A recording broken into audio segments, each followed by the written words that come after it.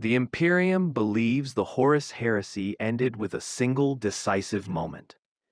Horus Lupercal confronted the Emperor aboard the Vengeful Spirit, and history records that Horus was destroyed forever. His name was erased, his legacy condemned, and the galaxy was told the nightmare was over. But what if that certainty was false? What if Horus never truly died? What if the final blow only shattered his physical form, while his mind, his will, and his strategic brilliance survived in another state of existence? In this alternate timeline, the Horus Heresy does not end with defeat. It transforms. This is the story of a galaxy that believes it has won, unaware that its greatest enemy is still watching, still learning, and still waiting for the perfect moment to return. During the final battle, the Emperor's attack obliterates Horus's body, but the force unleashed does not completely erase him. Instead of total annihilation, Horus's consciousness fractures. His memories, tactical instincts, and sense of self are torn apart and scattered within the warp rather than destroyed. This outcome is not accidental. The powers that once empowered Horus do not intervene out of mercy, but calculation. Horus has proven his value as a weapon and a symbol. Allowing him to vanish entirely would be wasteful. What remains of Horus is unstable, incomplete, and unable to act directly. But he is not gone. He becomes something far more dangerous, a survivor with nothing left to lose. Horus exists now as a shadowed presence, unable to manifest physically, yet fully aware. He watches the Imperium rebuild itself upon the ashes of civil war.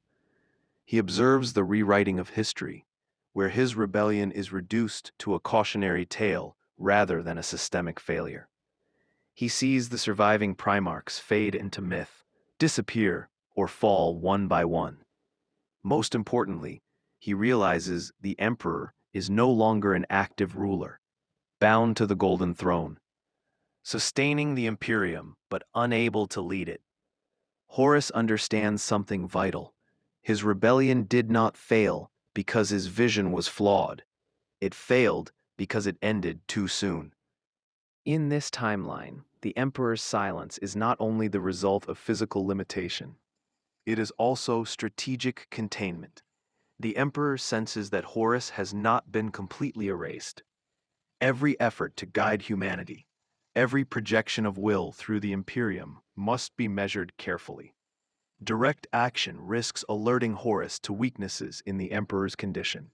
The Golden Throne becomes not just a life support mechanism, but a containment anchor, maintaining stability while preventing Horus from fully reforming.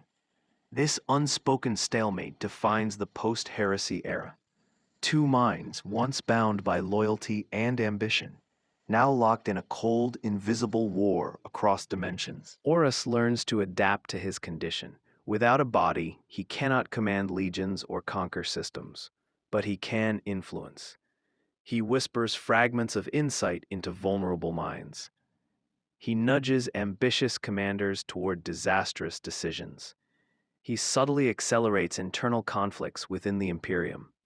Unlike his earlier rebellion, this is not a war of banners and fleets. It is a long-term destabilization campaign. Horus no longer seeks to rule openly. He seeks to prove that the Imperium is inherently unsustainable. Every corruption scandal, every failed crusade, every forgotten world becomes evidence supporting his belief that humanity's empire was always destined to fracture. The traitor legions believe their former war master is gone. Some view his death as martyrdom, others as a tragic failure. None suspect he still exists. Horus allows this misconception to persist. Through indirect influence, he pushes each legion further into isolation, ensuring they never unite again under a single banner. He has learned from his mistakes. Unity creates targets. Fragmentation creates survival. The traitor legions become scattered threats rather than a single force, making them harder to eliminate and easier to manipulate. Horus does not need their loyalty anymore. He needs their chaos. Over millennia, imperial records slowly shift. Details of the heresy become inconsistent. Some accounts contradict others. This erosion of historical truth is not accidental. Horus understands that memory is a battlefield. By weakening the Imperium's understanding of its own past, he ensures it cannot learn from previous failures. New generations inherit a distorted narrative, one where loyalty is blind, authority unquestioned, and adaptation discouraged. The Imperium survives, but it stagnates, exactly as Horus predicted long ago. As Primarchs begin to return in the later era, Horus takes special interest. These reunions are opportunities. Each returning Primarch carries unresolved trauma, regret, or doubt. Horus does not attempt to control them directly. Instead, he amplifies their internal conflicts. He ensures that cooperation is strained, trust is limited, and unity remains temporary. The Imperium gains powerful champions, but never achieves true restoration. Horus understands that fractured strength is easier to defeat than unified force. Unlike his former self, Horus no longer seeks immediate victory. He has witnessed the consequences of haste. Time is now his greatest weapon. Empires decay naturally when overextended, inflexible, and fearful of change. Horus does not need to destroy the Imperium. He only needs to let it collapse under its own weight. His survival allows him to think beyond lifetimes, beyond eras. Where the Imperium fights to preserve the present, Horus prepares for the inevitable future.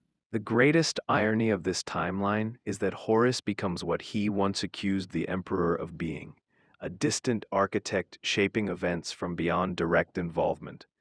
Yet, unlike the Emperor, Horus does not seek control. He seeks proof. Proof that humanity cannot be forced into a single rigid structure without breaking. Every failure validates his conclusion. Every loss strengthens his resolve. The galaxy itself becomes his argument. The Imperium never considers the possibility that Horus still exists. Its doctrines insist on finality. Enemies are destroyed or forgotten. This assumption becomes its greatest weakness. Defensive strategies focus on visible threats, Xenos empires, rebellions, external invasions. The idea that the architect of the greatest civil war is still active is dismissed as impossible. Horus thrives in this blind spot. The most dangerous enemy is the one no longer believed to exist. In this alternate timeline, there is no final confrontation, no dramatic return, no singular apocalypse. Horus's victory, if it comes, will be quiet, a slow unraveling.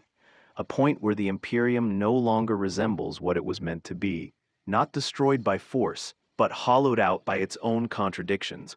Horus does not need to reclaim a throne. He only needs to outlast the system that replaced him. So what if Horus never truly died after the Horus Heresy? The answer is more terrifying than open war. A galaxy locked in endless decline. A civilization that believes it has defeated its greatest enemy, while unknowingly following the path he predicted. In this timeline, Horus does not lose, he waits, and the Imperium proves him right.